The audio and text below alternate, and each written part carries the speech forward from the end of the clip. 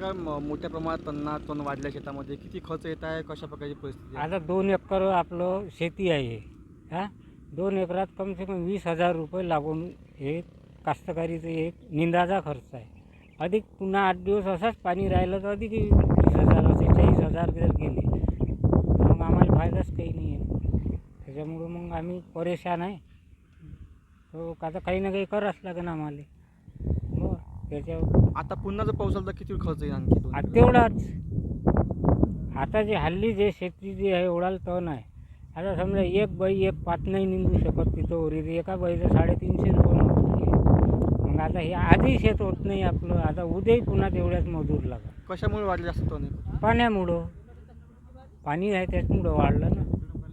मग ते तर करावंच लागेल आपल्याला काही ना काही ॲडजस्टमेंट. तुमचं नाव? रमेश सिहाले.